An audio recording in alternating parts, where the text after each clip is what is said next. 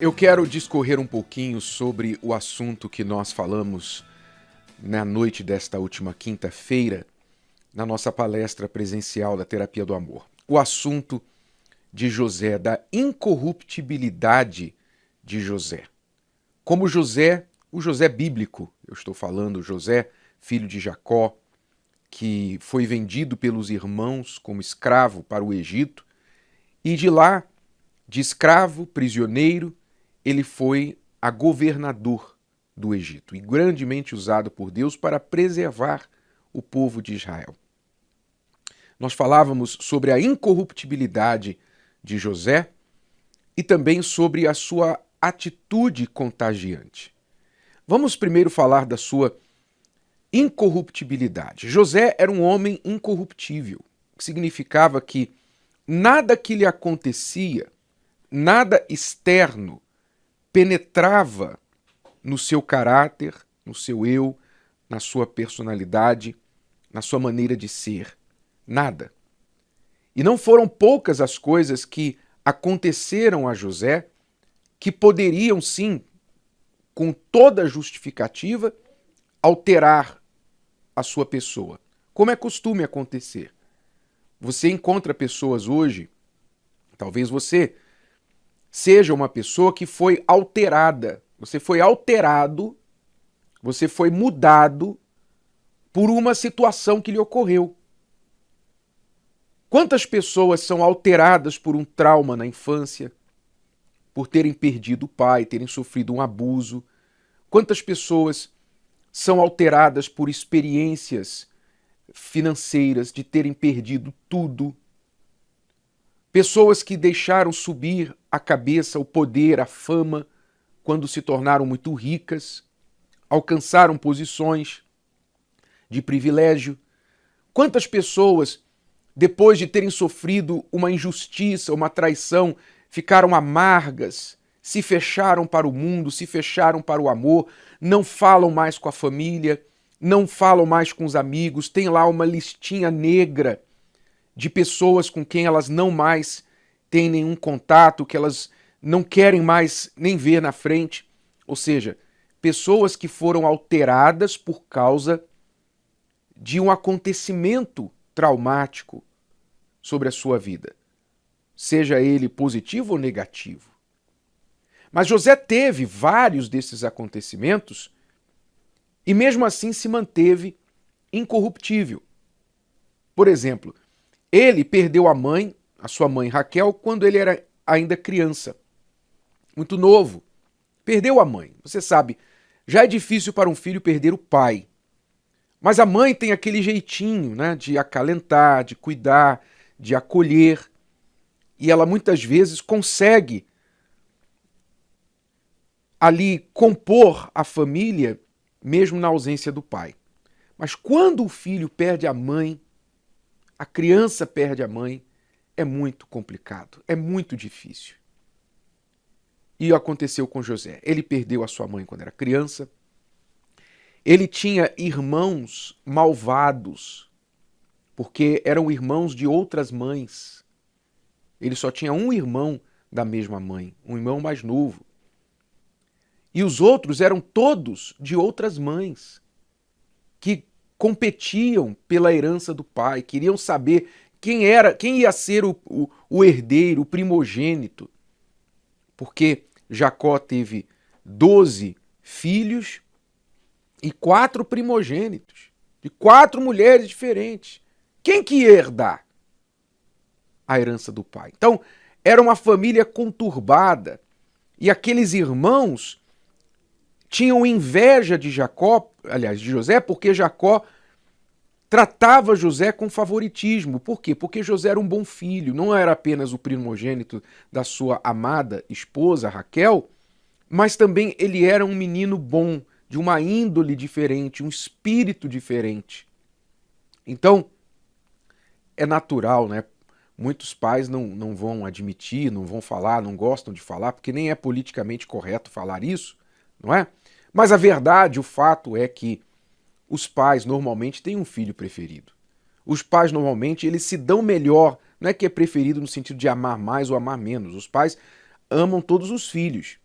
Mas é natural que o pai, a mãe, se dê melhor com um filho do que com o outro. Tem filho que é difícil, tem filho que é complicado. E tem filho que é mais amável, que é mais simpático, que é mais respeitador. E é natural que o pai, a mãe, tenha uma afinidade maior com aquele filho.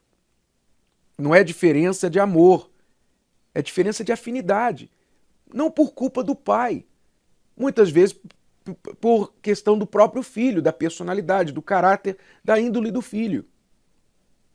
Então, Jacó tinha uma afinidade muito grande com José, porque José era uma pessoa agradável, era uma pessoa boa, sua índole era boa. Como eu disse, ele era incorruptível pelas coisas ruins que lhe aconteciam. Então seus irmãos tinham inveja dele e, pensando, porque viam o pai tratando ele com favoritismo, armaram para se livrar dele. Aí fingiram a sua morte, um dia no campo, venderam José como escravo para uns viajantes, que por sua vez venderam José para o Egito, e trouxeram, os irmãos de José trouxeram a notícia para o seu pai Jacó que José tinha morrido, foi comido por uma fera no campo. E Jacó ficou por 22 anos pensando que o seu filho amado estava morto. Quer dizer, José ficou longe do seu pai 22 anos. Só foi encontrar Jacó, ele se perdeu, quer dizer, foi arrancado da família aos 17 anos, só aos 39 ele foi reencontrar Jacó, seu pai. Quer dizer, os irmãos malvados, invejosos. Ele ficou na escravidão por 13 anos, que incluíram no mínimo 3 anos de prisão injusta. Prisão que ele sofreu por não ter cedido ao assédio da mulher do seu senhor, Potifar. A mulher de Potifar, em cuja casa José era escravo, ela queria porque queria se deitar com ele sofreu assédio, ela tentou seduzi-lo, mas ele não se corrompeu, ele não se entregou, não se curvou àquilo.